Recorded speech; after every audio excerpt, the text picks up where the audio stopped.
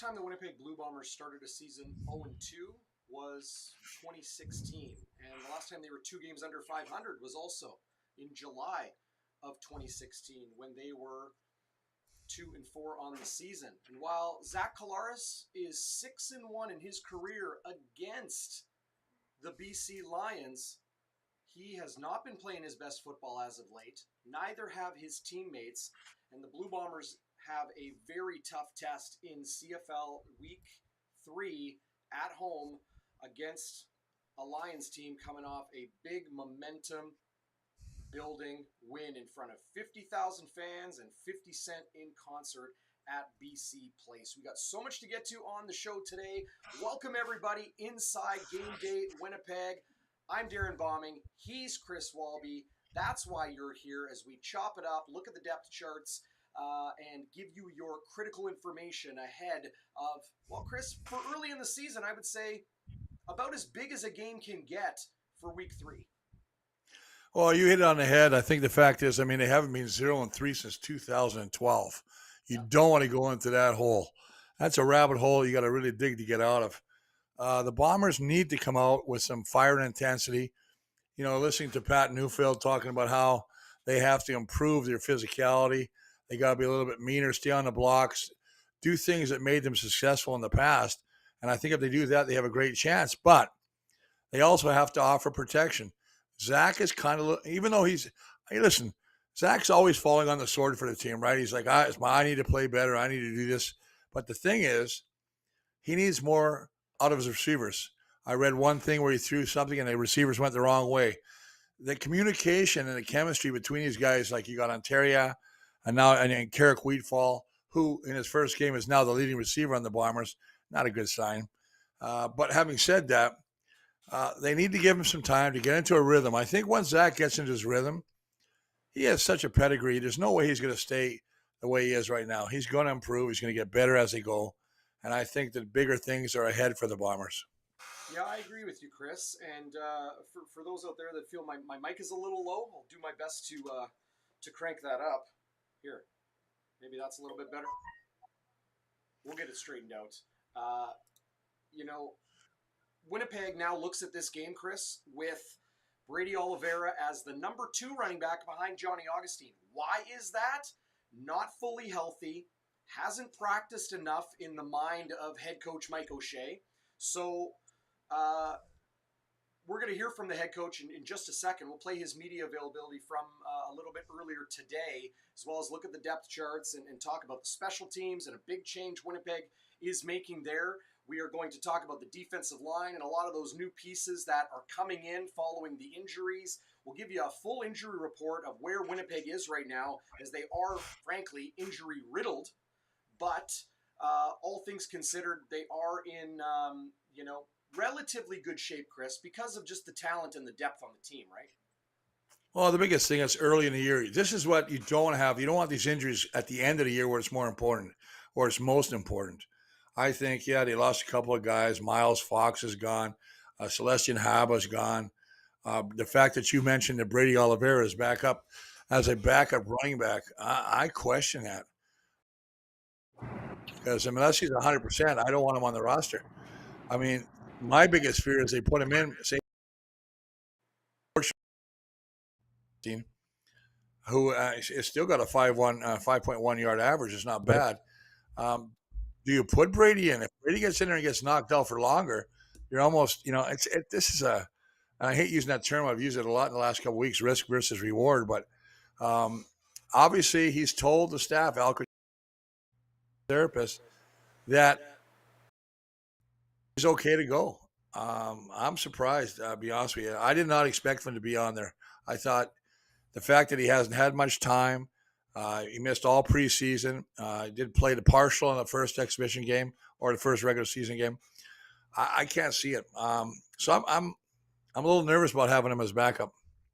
Yeah, there's Brady Oliveira there. Oh, see, I got the microphone pretty good now. There you Hope you guys can hear me. I can hear you. Brady Oliveira, there he is, backing up Johnny Augustine at running back. Chris Smith, who comes onto the roster in place of Myron Mitchell, who was the rookie returner who won the job out of camp. Of course, Chris Smith, if you remember, He was the young man that returned a punt. Was it a kickoff? I think it was a punt, 109 yards for a touchdown in the preseason for the Blue Bombers. Funny story with Chris Smith. I think it was his mom or his wife was at the game. And yeah, she went to get water and missed it. Can you believe that? But Chris Smith comes in, so he's somebody there that, well, Bluto, you mentioned if Brady Oliveira is nicked up and let's say something happens to him in the game, Chris Smith is there. Winnipeg has enough Canadian starters to adjust for that. But it'll be interesting to see how much Brady Oliveira we see. I don't think you're going to see a lot of them. I think that if something happened, they probably put Chris Smith in there. Okay. I tell you what, as a fan, as a former player, and you know this as well as I do, and anybody knows that if you're not 100%, you shouldn't be on the field. Now, is it just a roster move? If you're a star player, though, is that true? If you're a star player, if you're a star player, you better be 100%. If you're a star player and you're 90% and able to play through it, wouldn't you want that player in? Well, I have to, yeah, I guess so. If I knew the severity of the injury, what is the injury to Brady Oliveira that he can still play through, as you say, 90% and still be effective? If it's a serious injury or one that he could be knocked back and put back on, a 6 game, and that's a good question here by Puddle Jumper about Chris Streveler. We'll get into Chris Streveler after. But it's year 3 now. This is the 3rd season. It's been legal to have 2 quarterbacks on the field at the same time. So yes, you can. Well, to answer your question, you can have him, and I think they got to utilize. We'll get into him because I don't think they're utilizing Chris Streveler the way they should be. That's just my personal opinion. I think there's different ways to use Chris Streveler to make him way more effective. But right now, we're talking about Brady. My biggest fear, if Brady, I know Brady. Listen, Brady Oliveira is a hell of a man and a hell of a football player. And sometimes, I don't want to say ego, pressure, something from the outside forces a guy to make a decision that may not be the best decision to make.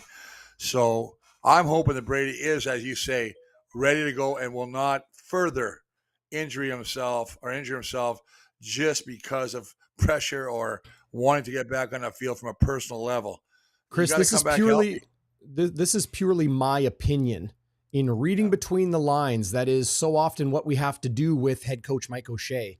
You talk about pressure on Brady from the outside. I wonder if there's pressure on Brady from the inside, and not that they're exerting pressure upon him, but that he's feeling it from his teammates and the coaching staff and the organization. And the reason I say that is in reading between the lines of what head coach Mike O'Shea has said about Brady, both missing the majority of training camp as well as missing, not being healthy enough to play in week 2 and not practicing since that game 1 loss to the Montreal Alouettes. If he's feeling pressure that his body wasn't in the right condition to play his best football and be ready for the beginning of the season.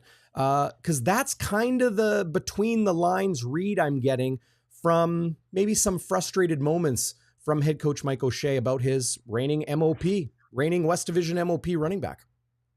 Okay, there's 2 scenarios to look at. One is, I think that being on a sideline, anybody's ever been injured and you're in a sideline, you don't feel like you're part of the team, even though you are a star player. You're not in it. And it's different to just be on a sideline and rooting your team on where they're like, hey, come on, we need you back, Brady. All the players, we need you back, Brady. We need you back, man. And the other thing is, my scenario number 2 is, if the Bombers were 2-0, this wouldn't even be a scenario.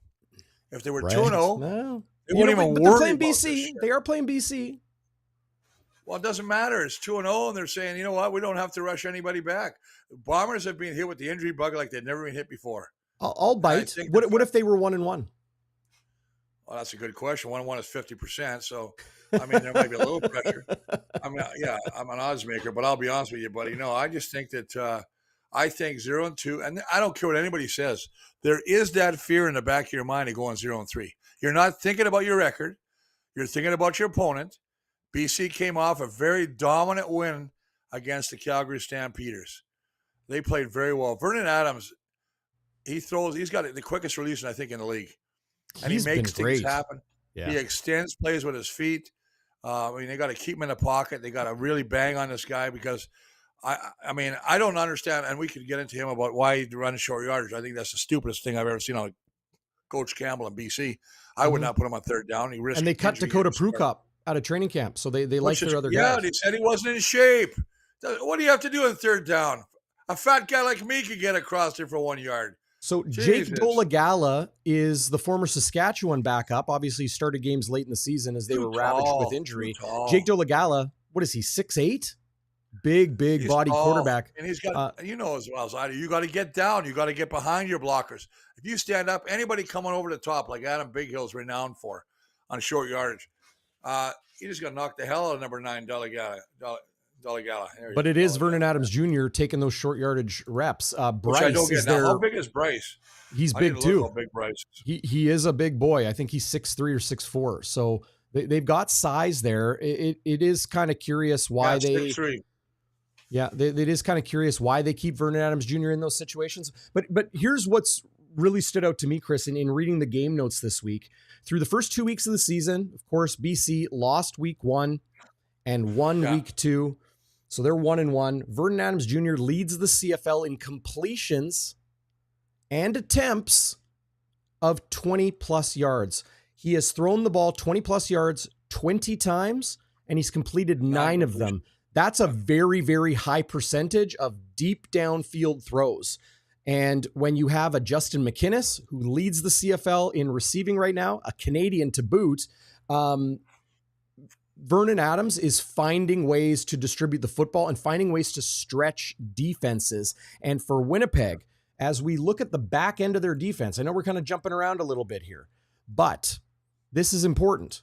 With Vernon Adams being so dangerous deep, here is rookie Terrell Bonds at corner, as he has started all season. Here is rookie Marquise Bridges starting at halfback in place of the injured Dietrich Nichols. And then over on the other side of the field, you got vet Brandon Alexander and vet Evan Holm coming off a division all-star season. Tyrell Ford isn't technically a rookie, but this is his first pro season of playing football out of the University of Waterloo, because last year he waited around for another opportunity in the NFL after the Green Bay Packers cut him in their final round of cuts in training camp. So Winnipeg, and Reddick Cramdy at the dime, he's been phenomenal. Rangy, meaning he can, he moves around the field incredibly well. Mike O'Shea talking about how smart he is. He's clearly super physical. Love Reddick Cramdy's game, Canadian dimebacker. But when you've got 3 players out of your back 6 in the secondary that are brand new to playing pro football, they're good players. They're pro football players, but this is their first pro season for Bridges and Bonds and Ford. This could be a Vernon Adams opportunity to throw for a whole heck of a lot of yards. Winnipeg better be getting pressure on him. Well, it's interesting. I'll segue that. Good segue there, DB. Do it. Into the D-line, where 4 of the 7 defensive linemen are new guys. You got Owen Hubert, a Canadian out of McMaster. You got, you got Jamal Woods. You got Ali Fayed, and you got Devin Adams. And then you got, of course, the ever-dependable Willie Jefferson and the longest-serving bomber in Jake Thomas. If these guys don't get pressure on Vernon or stay in their lanes, and that's what I mean. I say it's so important to stay in their lanes when you're rushing a quarterback like Vernon Adams Jr. You can't get and start take a gamble inside. He gets out the outside. He can beat you throwing the ball, but people don't understand he can run with the football. And I saw him slide a couple times, and I saw the head leading with his head a couple times. So it was really crazy to watch. But the pressure will be on that pit. And conversely, they're going against an O-line, FBC, that played horrible against the Toronto Argonauts when they lost. And they actually singled out one guy, left guard, I believe it was Neville, and a 6'9" guy out of University of Nebraska. Yeah, we were talking about him last week. He moved from the 1-game injured list to the 6-game injured list this week. So him and former Blue Bomber All-Star center Michael Couture, both on the 6-game injured list as I pull up the BC Lions depth chart here, Chris. Keep going. Yeah, but I'll be honest with you about that. I think they got this Chris Schluger guy. He came and left guard. They played well. They didn't give up one sack. Now, did Calgary get pressure? Absolutely. Nope. And that was the ability. Oh, no. If you watch some of the pressure, they got pressure every once in a while. But Vernon Adams just did a great job of eluding it, getting away from it. There's a couple times he broke away for 2 tacklers who should have been sacked. He refused to go down, and his eyes are always downfield. He knows what he wants to do. And as I told his release, he throws tight spirals. He don't just throw a ball just to throw the ball. So I think that's going to come down to this new line. Now they have Michael Couture at center. You say you've got Tyler Packer, who is now going to be the starting center. Suk Chung, the veteran, played for the Bombers. Now he's been in BC for a number of years. Perkins has been there for a while. Broxton's been there for a while. I think the biggest thing they did, seriously, boys, was a change. And I know they're going to miss Michael Couture, but I think the biggest weakness they had was at left guard. And I hate to do this to a offensive line, but I think Neville was just not cut out. And if you can't play tackle at 6'9", and you can't play guard at 6'9", you know what? It's not good. It's not pretty. So Chris Sugar got the job, and they did a heck of a job last week, brother. And that's going to create, as you say, more issues because we got all these new guys, Devin Adams, you say, and Jake Thomas and Jamal Woods and Willie. And well, I'll interrupt you. I'll interrupt you and mention Canadian second-year defensive tackle Tanner Schmeckel, number 1 name on the team as far as fun names to say. Tanner Schmeckel out of the University of Regina. Willie Jefferson, in my conversation with him, by the way, you can hear that whole conversation, a one-on-one with Willie Jefferson, on the Bonfire Sports YouTube page. Check that out after the show. Schmeckel is a player that Jefferson mentioned as playing really well right now. Woods has been pretty good, I would say, in the middle. Devin Adams, Chris, has been stellar for the Winnipeg Blue Bombers in each of their first 2 games. Devin Adams has had a sack and 3 tackles. So he has got 6 tackles, 2 sacks through his first 2 games in the Canadian Football League. I think Adam Bighill is still bringing a ton of physical presence back there. Obviously, his eyes and his mind, his best weapon. And he's still pretty rangy, Chris. He's still able to get all over the field. Kyrie Wilson missed some practice this week, but he is healthy and ready to go. So while the Blue Bombers front 6 will see a lot of new guys with the Canadian Hubert, with Woods, with Devin Adams, who, by the way, was a punter in college, and he was pounding punts at practice this week. That was kind of fun to see. But he is a 300-pound defensive end, Devin Adams. Big boy. Jefferson talked about Devin Adams in our conversation as well, so I really encourage you guys to check that out. So Winnipeg, obviously, to catch people up, suffered some real nasty injuries in the last game in Ottawa against the Red Blacks, where starting defensive tackle Miles Fox went down to injury. I believe it's an upper body. That's nothing official there, but he's on the 6-game injured list. And then, of course, Celestin Haba, who entered the second year with the Blue Bombers in the CFL as the starting defensive end following Jackson Jeffcoat's retirement. Haba, lower body injury. I don't know if we're going to see him again this year. Of course, the team hopeful, as they always are. But then there's Taiwan Garbutt, another rookie defensive end who is nicked up and also injured in that game. While Winnipeg was down 2 starting D linemen, they had to play the pretty much the majority of the game from the second quarter on with just 4 defensive linemen. So Chris, as you know, that's nobody coming off the field. But also lost was Dietrich Nichols, who I think they've got it listed as a shoulder injury. He's on the 1-game injured list, did not practice this week, or I think he was maybe limited in the final game. So it was a close call for Dietrich Nichols, but you've got a whole bunch of guys on the front and the back end of the defense injured right now. And the only offensive player injured right now is Kenny Lawler, of course, with a broken arm in week 1. Who is the most dangerous threat that, the Bombers had, and to not have him there. And when you're looking at the receiving crew now, and you got Carrick Wheatfall, who had, 111 yards. He had the big 76-yard catch. Then you have Ontario Wilson, who's got 1 catch. We need to see the other guys. I mean, it's a must that Schoen, who was banged up and practiced a little bit this week. Yeah, and I think he's okay.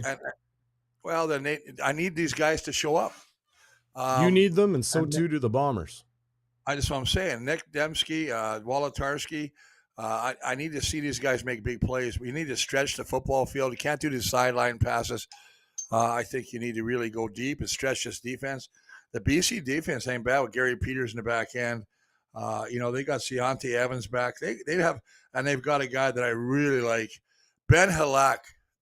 Ben Hladik, outstanding. 20. How did he not make the top 50 players in TSN? Well, you guys pull your thumb out of your ass. Whoa! I'll tell you right now. Take it easy, Bluto. Take it easy. Ben should have been on that team. Josh Woods, hell of a linebacker. Patrice, he's doing really well. Patrice Rene, former Bomber draft pick. They really like him. They got what they do have is they got some guys on the D line. I mean, Tehima, Moore, Covington, who the son of the great Grover Covington, who I played in my career. Pete Robertson, who came over from Saskatchewan. Great player. They got guys that can get after the quarterback. So Bombers got their work cut out. This is not going to be an easy game, I'll tell you right now. So that's why we need to get the run game. First off, we need the run game going. We need the run game. I'm telling you right now, we can't live. Our second down conversion rate is horrible. We're the worst in the league.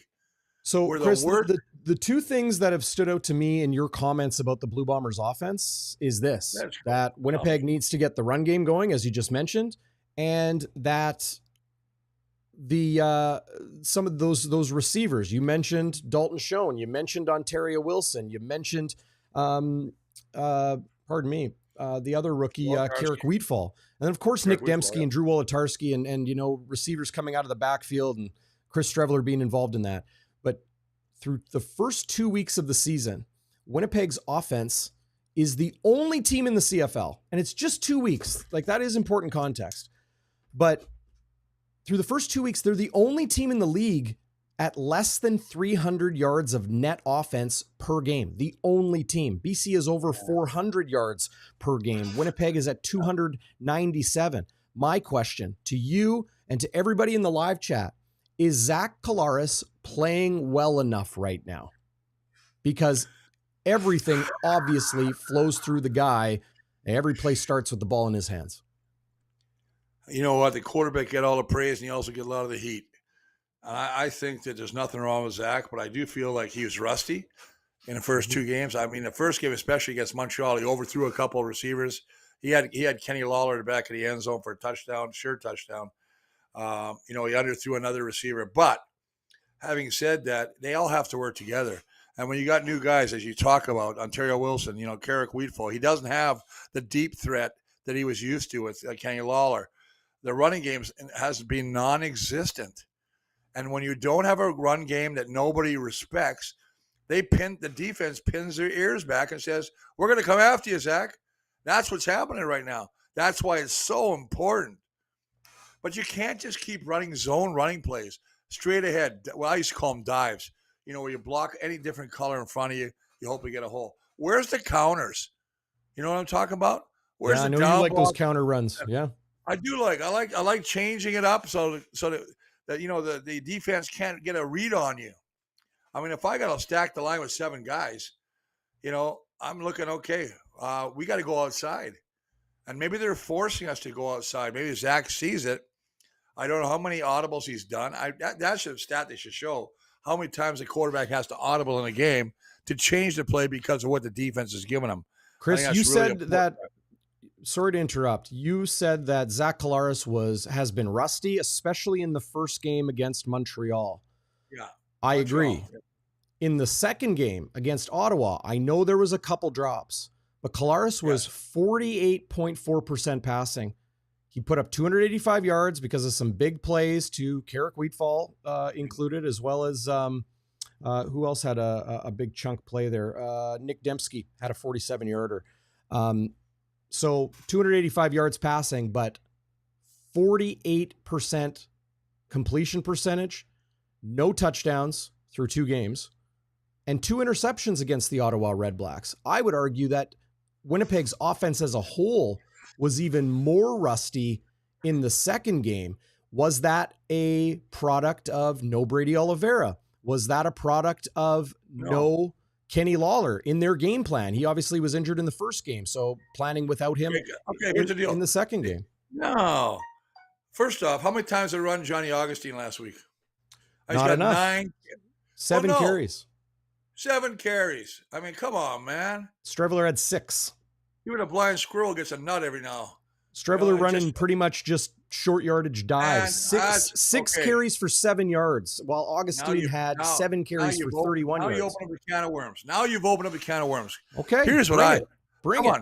What is wrong with him not throwing the ball? Why did they do that? Everybody knows he's going to run the ball. Everybody knows he can run the ball. I don't think he's as effective at all if that's all he's going to do. I think, he's got to take it, fake like he's going to run it, and throw the ball. The guy's a quarterback, for God's sakes.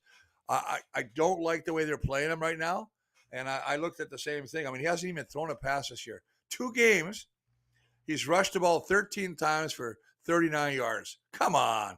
Streveler is a big guy with a good arm. I just think you got to play the game.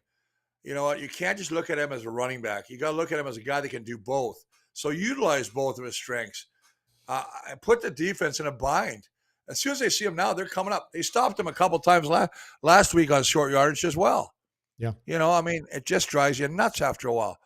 But they need to get the run. And if Johnny's going to start, Johnny needs the ball more than 7 times a game. Agreed. You cannot live off Zach's arm. And that's what they're doing right now. And I know it sounds terrible because I'm an armchair quarterback now. But if I was in that huddle, you wouldn't hear me all the way in up top of the stands, because I would be saying, let's run the damn ball on these guys. And you got to do that. You've got to establish a run to be able to run play action to make any one of your passing game work. And Zach will tell you the same thing. This ain't rocket science, boys. It's just the fact that we can't. Now, why can't we run the ball? Why are we not getting success? Why do we have the lowest second down conversion? Because we're not getting first down production. You're putting yourself in second and long all the time. That's not good, man. Well, and now the Blue Bombers are going up against a BC Lions defense that, the strength of it, well, it's pretty strong from front to back. The players on the team were telling me this week that the back end of their defense is very talented. Gary Peters, off the charts talent in this league, one of the top players, no question. But at the point of attack where the run game can help the offensive line, the run game can help the quarterback with more time to operate. It can help the offensive coordinator, Buck Pierce, have a little bit more time during his play. I mean, like for his play calls and having a little bit more time for those plays to develop. The run game is important when you're going up against, for my money, the best duo defensive end group in the CFL today, in Sol Tehema, who wears number 0, and Pete Robertson, number 40, who came over from the Saskatchewan Roughriders. Those are really, really good defensive ends. Stanley Bryant and Eric Lofton are going to have their hands full with those guys. Same with Neufeld and Ellie and Liam Dobson and, of course, Chris Kolinkowski in the middle. But if Winnipeg doesn't have a semblance of a run game, whether that's with Johnny Augustine or with Chris Streveler or with Brady Oliveira or however they decide to do it, Nick Dembski being involved, whatever, they're going to be up against it, Chris. I don't think, if there's no run game Friday night, I don't know if Winnipeg's offense is going to be able to pull this team out of the gutter where they kind of are right now. Well, and I agree with you, DB. And the biggest thing, as I said, you can't have a running game if you're only going to give the ball 7 plays. You just can't. I'm sorry. You got 4 quarters. A running back wakes up after the 15th call. They don't, 15th carry. I remember Willard Reeves would tell me, give me the damn ball. Give me the ball. When you give him just a couple times, he don't want it. These guys want it all game. You don't think that our buddy William Stanback on the other side is going to get crazy? That guy, right now he's running 26 or 104 yards rushing. But he's a beast. We saw what he did with Montreal when he ran for that big touchdown against us in the Grey Cup game. This guy can get it done, man. I'm telling you. But the biggest thing for me is you got to get this O-line going. And it helps the O-line. That's the other thing you got to talk about, DB. If your run game's crap and you're not running the ball much, then your O-line's sitting in a catch position all day. We're pass prone. So if I fake it up and I put my hand down, where are they going to read my knuckles thinking it's a run? And they're going, Screw you, Walby. We know it's not a run. You only run the ball 7 times a game. Well, David Asplin asks you, how can we run the ball? How can the Bombers run the ball if the O-line is struggling? Stay with it. That's how, and you don't, and run different plays. Stick with it, you're saying. I say stick with it. Off tackle. Stanley Bryan is Hall of Famer, man. Run to the left side. Yeah, you got a new guy in Liam Dobson. I don't care. On the right, you got Eric Lofton, who's got experience, and you got Patty Neufeld. We always talk about how good he is. So, I mean, run that football. You got Chris Konikowski at center. You've got the horses, but you can't. I think they're just running the same kind of thing, which is called zone, which I call dive. The zone which run, is basically straight ahead, and I don't like it. I like off tackle. I like counters. I want to see a couple of screens. Let's do some screens. I haven't seen a draw. Where's a draw? I haven't seen any of that. Why are we protecting ourselves? Why are we? I mean, come on. And I know people. Listen, I understand that people are on Buck Pierce right now. Now that it's funny. I'm going to tell you something there, my friend there, DB. Mm-hmm. I drove by the Concordia Hospital the other day. Yeah. And there was people getting fitted for a cast for their leg from jumping off the bandwagon. They are so angry. I mean, people, they're ready to go. Oh my God, the Bombers suck. 0-2. No, they don't. They've got talent, but they've got injuries and they got new guys in there. And the only way you get better is by playing them and they get experience. I want to hear from head coach Mike O'Shea. I also want to mention this.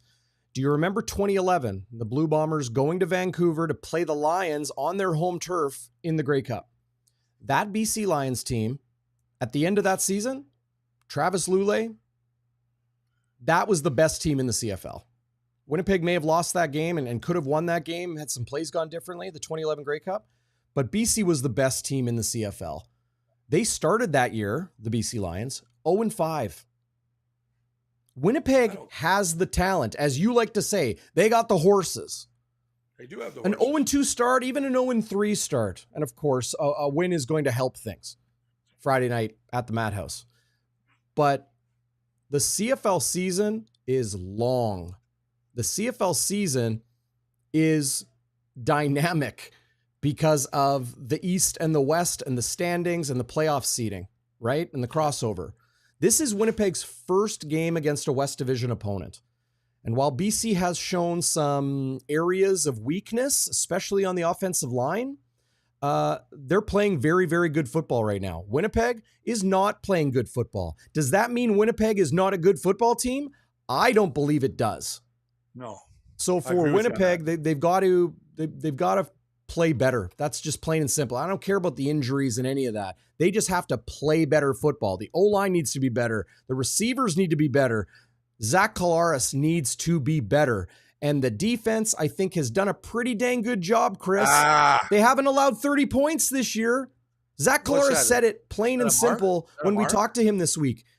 If your defense is keeping the opponent to under 30 points, you should be able to score 30 points and win. Are you crapping me? 30 points? It's the CFL. Come on, man. That's what do you mean, come on, man? I don't like that comment at all. I'm sorry, Zach, and I love you as a football player. I mean, I just think the defense needs to shore up. They allowed 23 points last week, Chris. They need to get off the field, though. They can't let every other team that won last week would have also won if the opponent had 23 points. Montreal scored 23. That would have been a tie. Why don't we talk about the 1947 Toronto Argonauts? I'm talking about this week, Chris. I'm talking about this week, week 2 in the CFL. Every team that won would have won if they played a team that scored 23 points. Winnipeg lost 27-12 in week 1.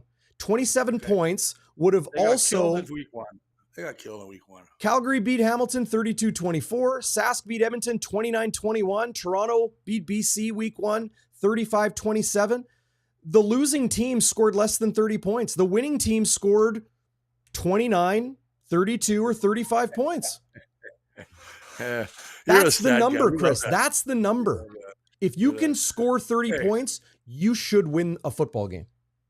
Winnipeg allowed... So then you're putting a lot of onus on the defense then. Now you're saying the defense needs to play better. No, I am not saying that. I am saying if Winnipeg can score 30 points, they should win. Ottawa scored 23. Montreal scored 27. Those numbers are the numbers that winning teams in the CFL have scored more points than. Look at the scores through the first 2 weeks. No, DB, I know you like stats, and I understand I don't it like because of the no. Don't put that on me. I do not like stats. I'm talking about the final score. That's all every I'm talking game is about. an individual chess match. Every game is a different OC against. I agree, but wouldn't you just say the offense needs to be better and the defense has done enough? Yes. I just wouldn't put a That's point all I'm saying, man. Okay, all right, okay, it's a comment. All right, okay. Maybe I read too much into it. That's just me and my brain. My brain just doesn't register that way. I love your brain. I love your brain. And that's why everyone's here. By the way, WST Raid, great to see everybody joining us from Winnipeg Sports Talk. Big thanks to Hustler and Remo for that. If you haven't, subscribe or don't subscribe. Don't do it. Don't hit the thumbs up. Don't ring the bell. Don't do all those things. Definitely don't comment. Don't give the thumbs up. Don't do any of those things or Chris Walby's going to show up at your house. That's right. I want to hear from head coach Mike O'Shea. We're going to play the Mike O'Shea interview from earlier today. But first, I want to talk about our good friends at Pure Lifestyle. Winnipeg's premier proactive healthcare facility. Pure is advancing healthcare excellence. And this is what's really cool, Chris. Brand new minor injury walk-in clinic and walk-in medical clinic. Strains, sprains, breaks, cuts. Pure's got you covered with their minimal wait time minor injury walk-in clinic. Whether it's a job site injury, sports-related pain, Pure's got you covered with their minimal wait time minor injury walk-in clinic. And they'll get you back to enjoying summer in no time. Located just north of Polo Park, 1129 Emperor Street. It's right by Garbage Hill. You can call them 338-PURE and check them out online at purewinnipeg.com. You want to hear from the head coach? Starts with some comments about Brady Oliveira. I guess you do. We'll go right to it. The depth chart has Brady as number 2. Asking Brady, he feels like he's number 2 on the depth chart. Where does that whole situation stand with Brady and his availability this week? Yeah, he's just with the very limited practice from start of training camp until now, next to none. And we did, put him in that week 1 game, and it didn't look the way Brady would have wanted it to look, and it certainly didn't look the way we'd want it to look. So I just were a different approach this week, trying to ease him into it. And then the second part of that is Johnny's carried the load all through training camp, and he's taken all the reps and deserves the chance to step out there and do more. So not a punitive action. It's not and so what can you expect from Brady? Could you use him if you want to, or what do you expect? No, we're going to use him. Limited time. No, we're going to use him for sure. Yeah. What's the mood been like, Mike, going into this one? I know it's kind of uncharted waters for you. I know you're not focusing on the record, but is there a higher sense of urgency from the coaching staff? Is there a higher sense from the team? Like what is? Yeah, I think it was good positive energy this week. Now the trick is to carry that into a game, right? Sometimes good practice weeks don't result in good, the result you want. Sometimes bad practice weeks don't end in the result you want, I don't know how much stock you put in that, but I thought there was really good energy all week. And if they are doing the right things and carry that through to the game, they'll be more pleased for sure. Got a bit of a juggling act on your defensive line, some new bodies obviously in there, also some familiar bodies. What needs to be done to ensure, whether it's guys like Willie and Jake or coaching or whatever it is, to ensure that that you're able to do what you want to do on the defensive line? Yeah, once again, I think they've had a good week of practice, and now it's how do they put that out there in game speed for the young guys that are getting their opportunities, and I think they will. I don't know that it really changes the plan at all. Just certainly the vets have always looked out for the young guys. They recognize that. Maybe there's hyper awareness to who's beside you and maybe a little bit better communication possibly. It's awesome for me. Doesn't get easier for you guys with BC coming into town. BC is a team that many are predicting to be at the Grey Cup along with you guys. Obviously not both of you, but I'm wondering what you think you can expect from these BC Lions after what's been some pretty close affairs between the two teams over the last few years. Yeah, the same. It's going to be a physical, fun game. I imagine the guys are really going to enjoy playing it. That's head coach Mike O'Shea. Head coach Mike O'Shea a little bit earlier today. Big thanks to BlueBombers.com for that video as I was here in the Bonfire Labs cooking up Game Day Winnipeg, as we always do. Thanks for joining us here on Bonfire Sports. Day before the game, live, 3 o'clock, the legend, this guy right here, Chris Walby, and myself. And I'm going to find a way to get that number 63 jersey up there, hanging a little bit lower so everyone can see the Legacy 63 jersey right there. See, it's a hard decision. Do we want to see Walby 63 or do we want to see this guy right here? Good gracious, you're handsome. That jersey is so clean. I never wore that jersey. No. The ones you have is torn. You know what? I still got marks on my arm where guys putting thumbtacks in their gloves. You still have marks from that? Oh, yeah. They cut your arms like crap, man, like little razors. They grab you because they said we put grease on our shoulder pads, which we did. We greased our arms and they fought back with the different things. So, what did you use to grease it up? Was it like Vaseline or like lard or olive oil? Vaseline, and then spray, and then dump a bunch of water on. So, because they would come and check you and they'd go, "Hey, Walbs, they say you got grease on your shoulder pads." I go, "No, I'm just fat and I sweat a lot." And they go, "Okay." And I think in all the years I played, I only had to take my jersey off once. So that tells you I had a pretty good success rate with that. That was thanks to Brad Foddy. Brad Foddy and the guy that he came before, Len Amy. They knew how to do it, man. Chris, I like this comment from Dax of the North. Great to see everybody joining the live chat. If you haven't yet, hit that thumbs up or don't hit that thumbs up. Don't subscribe. Don't head over to Instagram too, because we're on IG at Bonfire WPG. But Dax of the North says, Bombers were a few bad or broken plays away from winning both of their first 2 games. Last week in Ottawa, Winnipeg came out of the weather delay. Yeah. And everybody, I heard so many people on Game Day After Dark, our live postgame show, as we always do here. On the postgame show, people were commenting on Bonfire Sports saying, Buck Pierce had an hour to figure it out and he couldn't figure it out. Do you know what we actually saw? If you take a breath as a fan and actually analyze what happened, you saw Zach Collaros 2 chunk plays to get from their own 40 to the 7-yard line for first and goal from the 7. The first play was a fade route to Keurig Wheatfall in the back right corner. It's a 50-50 ball at best. It's a fade route. Didn't happen. Okay.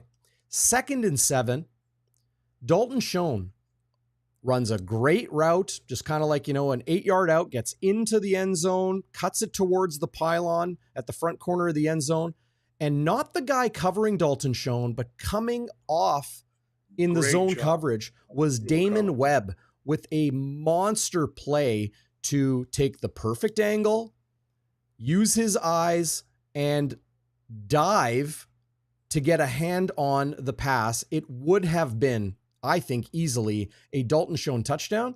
And then the Winnipeg Blue Bombers would have won in Ottawa in week 2. And the whole conversation around this team would be so freaking different, wouldn't it? Well, he also got sacked on a 3rd down. I mean, that was a big thing too. The 3rd down, yes. Yep.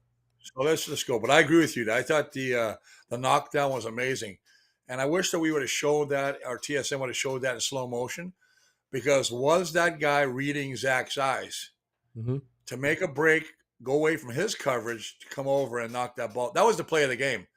I agree with you. He doesn't make that play. Bombers win. We're not even having this conversation. Bombers are 1-1. Bombers aren't that bad a team. That's what I'm trying to say. But my biggest thing is we're relying too much on throwing the football and not enough on running the football. And I think if we establish the run game, I think Zach will just really rebound and start throwing touchdowns left and right. Because now you've got the defense, they can't just, pin their ears back and come after number 8. So I think he got a run, and I know I'm beating this to death today, but that's why I believe. And especially when you look at who they go against, Tehima, Moore, Covington, and Robertson, that is a pretty formidable defensive line. And I do like their linebackers in Hladik and Josh Woods, and that's not taking anything away from Ryan Patrice. This is a good BC offense. This is a good BC defense. The Bombers got injuries. Now, they can use that as an excuse if it doesn't go their way. But I don't believe that. I think they'll come back. These guys are hungry. I saw Vernon Adams saying, I played the whole game last week. It was great. I didn't care that we were the only 4 on the field. I was so happy to be on the roster. Now you got Jamal Woods getting an opportunity. I mean, the only constant is Jake Thomas and Willie J. Mm-hmm. I think they can do it. And I love the comment, and maybe I'm wrong now because I made the comment I didn't think that Brady's going to play, but after watching your little clip about from Coach O'Shea saying, we will use Brady. Well, you have to. Brady listen, Johnny's a heck of a running back. I like Johnny Augustine. I always said he'd be a starter in other teams. But Brady is at different level. He's that X-Factor guy. I like the way he runs the football. When you talk about what he does off the field, forget about that. But the fact is he does a great job, and he gives them more weapons. So what we're looking at now on your screen is 1st and goal from the 7. This is with a minute remaining. Winnipeg down by 6 in Ottawa, coming out of the weather delay. 2 chunk plays got them from their own 40 down to the Ottawa 7. Here is the fade route to Carrick Wheatfall on 1st down. That's a well-thrown ball. That is a well-thrown football. Can you watch this? Can you run that back? You probably can. Take a look at Dembski. Watch number 10. Look at him under the goalpost. Man, alive. That's what tape does, and it drives you crazy. There's Dembski right there, right at the corner of the goalpost. Watch this. Now run a little farther. Look how he breaks and even gets more separation. To me, well, I think the ball was out at that point. You can see him kind of looking over his shoulder. Was that okay? Now we're saying I agree with you. If the guy catches the ball in the end zone on that route, we're saying, hey, that's great job. Collaros' first option, and look at the pressure. Look at the pressure, boys. See, watch the line. Collaros' first option is the fade. Look at the right tackle. I know he likes the fade. Well, that's Kenny Lawler's bread and butter. Right. Well, there's Carrick Wheatfall. There's Mike O'Shea. Read that comment right there. I can tell you what that is, but we don't want no little kids listening right now. Yeah. That's exactly what it was. So here's 2nd and goal. Good protection. Time. That's good protection. And Damon Webb with a huge play to break that up. And kudos to TSN for this video content. The nice thing about that is, DB, is they scouted that. I mean, obviously they watched this. Look at, there he is. You can see number 3 in the back right there. Now he's going to come over and watch. They both go to Schoen. But look at the break on the ball by that guy. Oh, my God. Great job. Here's an even better look. Great cover. I mean, that's phenomenal. The inside arm, like he didn't go across his body with it. But no, that's a great job. This is what it's really nice what you're doing, DB, is to allow the folks to see this. And I know we're taking a TSN feed here, but still, it's really good coverage. If you look at the guys in the middle of the field right now, this is Damon Webb right here. Yeah, for him to break on that ball, it's just to me, it's a game saver. That's what it was. He sees it right there and just puts his foot in the dirt and sprints. I'll tell you, 28 was beat bad. I mean, look at him. He's pulling out. 28's looking to where his jockstrap is. I don't know where I am. Chris, I had people saying that this ball was thrown late. If it was thrown any earlier, how do you throw that earlier? You can't. I think the throw was right on. I think that Webb looked at it. I think that, and this is why I brought the comment up. Was he reading the quarterback's eyes? Because he broke on that ball. Yeah. You know what I mean? Here, let's watch it in real time. Here it is in real time. 2nd and goal from the 7. People criticizing the Bombers offense. I thought they called 5 very good plays on this final drive. The first 2 flip the field. Like, you go from your own 40 to the 7. You get 1st and goal from the 7. Fade route incomplete. Huge play from Ottawa. from Damon Webb to win the game, frankly. And then on third down, as we'll see in a second, it was great pressure from the Ottawa front. Well, and yeah, you can see them here. I'll stop it. 1, 2, 3, 4, 5 guys at the line of scrimmage against the 5 offensive linemen. Here's Johnny Augustine, who will be in pass protection. Okay, so they end up sending Augustine out to the left, and here is Nick Dembski in pass protection.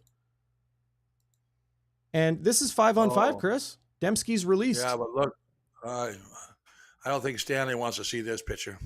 Well, Stanley's getting bull rushed, as you see right here in front of Collaros. Here's Collaros with his knees bent. But what we saw, oh, sorry about that. What we saw, I'll just let you call it, Chris. Left side of the line. It's Cleon Lang coming from defensive tackle. Well, he forced him up. He forced Zach up. See, Zach said he wants to throw. These two twists, now right? He's got to move up. He's got to go into the pocket to try and find a hole so he can get rid of the ball. As he goes up, as you say, the defensive tackle, Cleon Young, takes him. And literally that's the end of the game right there. So, I mean, you got to give Barron Miles, the defensive coordinator for Ottawa. He said, we're not going to sit back. We're going to come right after you. But you're right. It's 5-on-5. It's 5-on-5. Look at the good coverage. That's good coverage too, boys. Everybody man on a man. You mean the back end of the defense? Yeah. The back end of the defense does a nice job because they got 3 guys coming out to the left here. They're trying to slant by the goalpost. Nothing's open. All the other guys are covered. Barron Miles did a great job. Defensive coordinator did a great job. And very frustrating for the Bombers. But, and there's the one fan that showed up. It's really nice to see him at the game. Ticket sales were a little soft that night. Here's a nice isolation.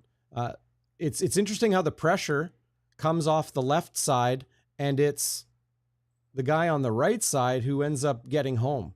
That's because he forced him up the pocket, buddy. Yeah, that's what the end's job is, to get down, push, and they run the stunt. Did you see the stunt though? You saw the stunt, right? Like 90. Watch the twist. The guy in the middle, defensive tackle. The second guy right here. These two right here. Watch the guy on the tackle come on it. It's called an end tackle twist. He's going to run into Stanley, and the other guy's going to come up inside. What I would like you to do, Chris, is tell me about Chris Kolinkowski on this play, okay? Because when these two twist, that's Stanley Bryant and Liam Dobson, left tackle, left guard, who handle these two. And as he stunts inside like this from the right side of the Bombers' offensive line to the left side, it's Chris Kolinkowski that needs to pick him up because these two effectively twist as well, right? Well, so here it is. I'll tell you. So he's responsible for the MAC linebacker. Or the I want you to watch Kolinkowski. Yeah, he picked up the other loopers, but the right side got beat too. So here's Kolinkowski, 67. They run the same stunt both sides, tackle and twist. I just don't know if Chris Kolinkowski got enough of a hit. He tried to go to the right side. This is a lineman's dream. His guy he kind of just pushed him out, but right into the guy, and he kept coming. He gave him credit for coming on that tackle, but Kolinkowski can go either way. But he decides to go to the right to help chip on that defensive end coming around that twist. But what I'm saying is here he is, like this shot right here. This is Chris Kolinkowski blocking the guy who took down Zach Collaros. I just don't think he put enough power into him or something. Watch the center. I think he tried to push him to outside. But he didn't He really. tries to push him outside. He just kind of lets him go. He kind of just lets him go. He's engaged with him here, and then he just lets him go. See, Zach is now looking for any opportunity to find a hole to throw the football. There's no hole. Of course. Well, so it's chaos at that point. Well, he's going to try and take off with the ball. You see right now he comes down. He's got the ball tucked. He's not going to throw it. Well, maybe you're not trying to throw Chris Kolinkowski under the bus as I'm pointing out him. Like, that's Chris Kolinkowski blocking the guy who gets home to Zach Collaros, and he just leaves him. Well, no, he pushed him to the outside, DB. And but the outside at that point was the inside. But that's where he didn't know that Zach was going to go there. I mean, he thinks he's just pushing him outside the pocket. That's not a problem for Chris. I thought Chris was okay on that, man. Shouldn't he stay engaged with the player? Like, or did 94 just have very good hands here? Yeah, I'll be honest with you, he could stay on a little longer, but usually when you give your quarterback that kind of time, you're hoping that he get rid of the ball. And I tell you what, if he did stay on him a little longer, I think Zach would have took it in the end zone on a run. So your point is well taken, but I also realize that Chris Konkowski could have went to the right. No. I mean, it's a tough game because you don't know where the quarterback's going. Here, come back to your microphone. Come back. He's coming back here, buddy. He's coming because he's going. The ends are doing a good job of getting and forcing Zach up in the pocket. That's exactly what they're taught to do. And if the pressure from the inside, and that's what got to, I thought, what a great call to run double TEN twists.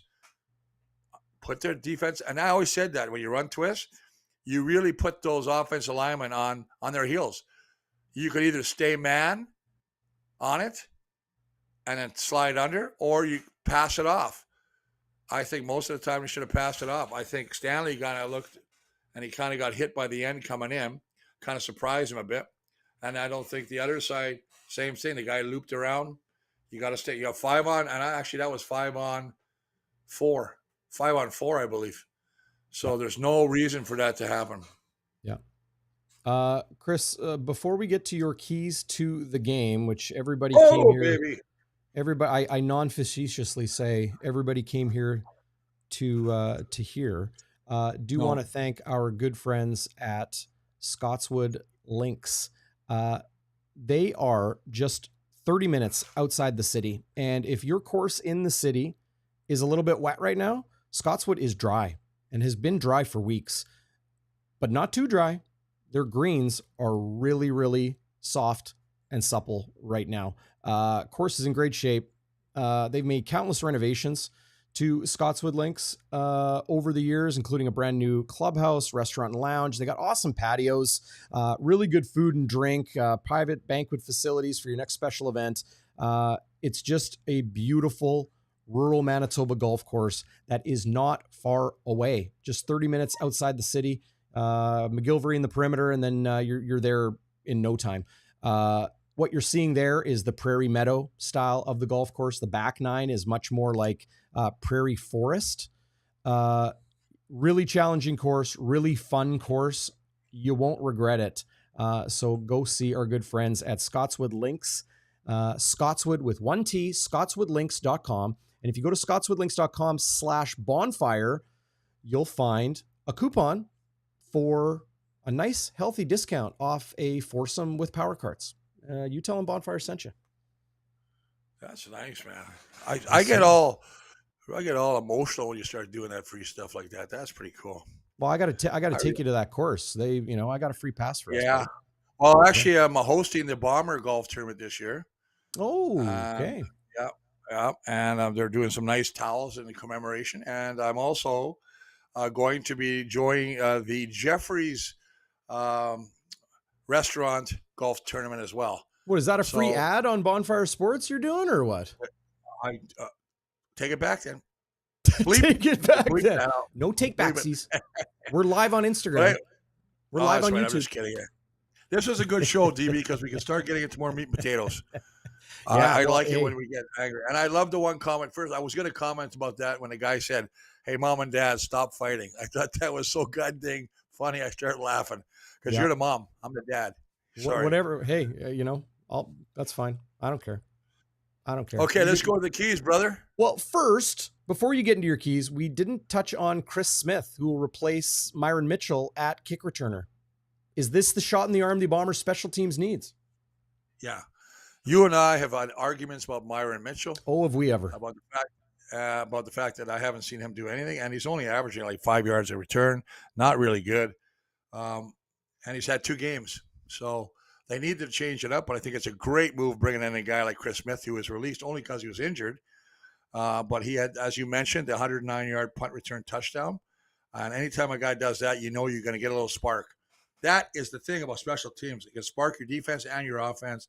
That is another part of this game that I believe has let us down. And I believe that that'll rectify itself tomorrow. I think the Bombers have a great chance to win at home. I really do, even though they're playing a tough team. And if they can pull out a win at home against BC with all these replacements, without Dietrich Nichols, without Miles Fox, without Celestin, all these guys, Haba, Kenny Lawler, fully healthy Brady Oliveira. And I'm telling you right now, I promise you this: if you're a betting man, Chris Streveler will throw the ball tomorrow. Just telling you, I'm throwing it out there. All right. Okay, but I want to talk about maybe you want to sponsor Chris Walby's Keys to the Games here on Bonfire Sports. Yeah. This is what you do. Email winnipeg@bonfiresports.ca. winnipeg@bonfiresports.ca. Email me. We'll have a conversation, especially if you're a beer producer. I think Chris Walby would appreciate, probably send out some tweets and some Instagram posts, maybe even hold up your beer right here on the show. And I got hit up by Trans Canada Breweries the other day to do some kind of a commercial. You're doing more free ads here on Bonfire. Holy moly. Yeah. All right, Chris, give us your... As long as it comes back to us, baby. That's true. Give us your unsponsored Chris Walby Keys to the Game. Unsponsored? Okay, in offense, I said you got to get off to a better start. It's obvious. You got to run the football. But listen, first quarter, in the 2 games, we would outscored 17-3. We can't get minute amounts on first down. The second down conversion rate is the worst in the league. And I think that Chris Streveler has to throw the ball on third down or whenever he gets a chance in there. Defensively, pressure, create turnovers. Number one thing, though, you better keep Mr. Vernon Adams Jr. in the pocket. This guy will beat you with his legs. He'll extend plays, and he's got great receivers downfield. And I'm really looking forward to seeing special teams if Chris Smith is the real deal. I wasn't hung up on Myron Mitchell. I didn't think he was the cat, but I really like what I saw to Chris and the Chris Smith in the preseason, and I'm hoping he's the answer. So let's get her going. It's going to be a beautiful night for football again at Princess Auto Stadium. I think it's going to be a good time. You know what? I know that some of us are going to the lake, but the rest of us get down there, support the team, have some fun. Talk to Darrin. Darrin, I know you're doing a pregame show with your boys over at OB, I believe. Yeah, I'll pop in. Yep. Well, of course, they want handsome guys in that thing. You can't just have Doug Brown stealing all the girls. Radio. Yeah, there you go. Hey, I'll just add this because I know we didn't talk too much about special teams. Okay. Jamison Sheehan missed some practice this week, but he will punt on Friday night. I'm not worried about Sergio Castillo at all. And maybe Chris Smith will give him the shot in the arm in the return game. But the cover teams need to be on point. They have allowed way too good a field position to the Blue Bombers' opponents through the first 2 weeks. Mike Miller used to do it on the field. Now he's got to do it from the sideline and during the week in preparing his guys to be physical, to be nasty, to go exert their authority over the opponent. Because as you know, Chris, special teams comes down to a big mental part of the game. Winnipeg needs to cover kicks better. That's my key to the game. It's a momentum changer. Field position changer. Game changer. Yes, sir. That's what I'm telling you. That's 3 changes in one sentence. So take that to the bank. Take that bank and change it. Chris, I hope you have a great weekend. I hope you enjoy the game, and we will see you back here next week for GameDay Winnipeg. You know what the weirdest thing is? I was going to go to the lake today and do it from the lake, but then my wife says, you know what? Do it from home where you got the luxury of your TV, your computer here. There's no blips and bleeps and all that kind of stuff, even though it's beautiful at the lake. That's what I love. That's why I come here. That's why I'm a Bonfire, because I'm here supporting you, baby. And the Bombers, I'm supporting you. So let's go. Let's win tomorrow. Don't make me come down and head slap the son of a bitches. All right. There we go. See you next time. I got to go before I get in trouble now. Adios, my friend.